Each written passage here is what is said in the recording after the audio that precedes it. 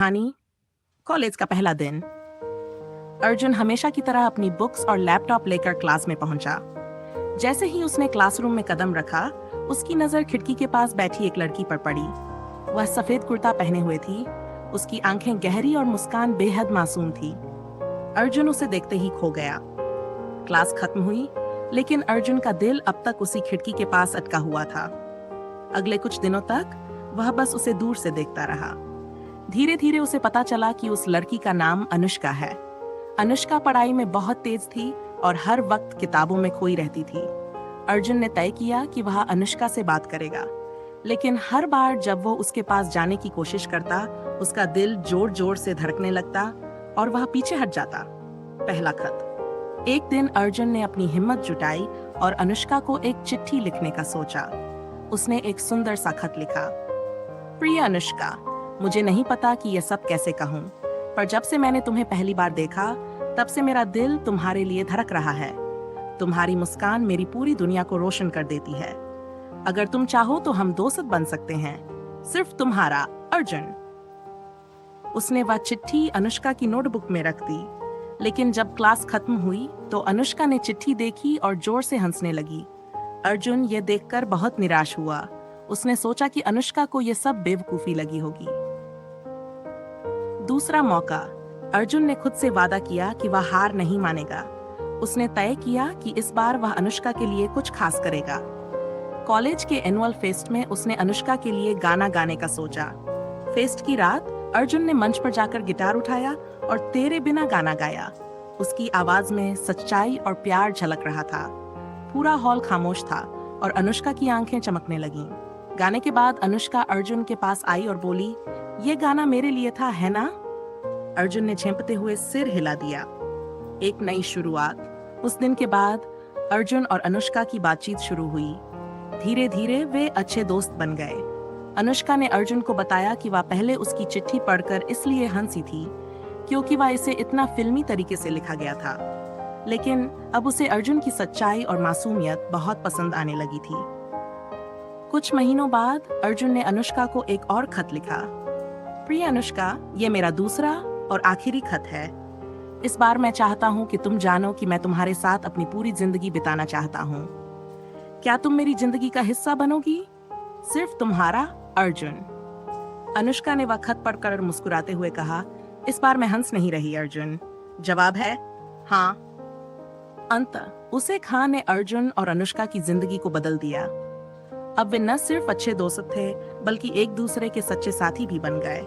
उनकी कहानी ये सिखाती है कि सच्चा प्यार हमेशा अपनी राह खुद बना लेता है। पहला और आखिरी खत एक साधारण लड़के के असाधारण प्यार की कहानी है, जो हमें याद दिलाती है कि हिम्मत और सच्चाई से हर दिल जीता जा सकता है।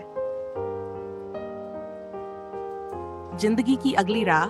अर्जुन और अनुष्का का प्यार दिन ब दिन गहराता गया। वे एक दूसरे के साथ हर छोटी बड़ी बात साझा करते थे। कॉलेज के आखिरी साल में दोनों ने अपने अपने सपनों के बारे में खुलकर बात की। अर्जुन का सपना था एक सफल लेखक बनने का और अनुष्का एक सामाजिक कार्यकर्ता बनना चाहती थी। अर्जुन ने अपनी कहानियों में अनुष्का को हीरोइन की तरह दिखाया। उसकी हर कहानी में एक किरदार होता जो अनुष्का की तरह खूबसूरत, समझदार और बहादुर था। अनुष्का ने ये देखकर अर्जुन का उत्साह बढ़ाया और उसे कई कंपटीशन में भाग लेने के लिए प्रेरित किया। दूरी और इम्तिहान। कॉलेज खत्म होते ही दोनों को अपने अपने करियर के लिए अलग अलग शहरों में जाना पड़ा।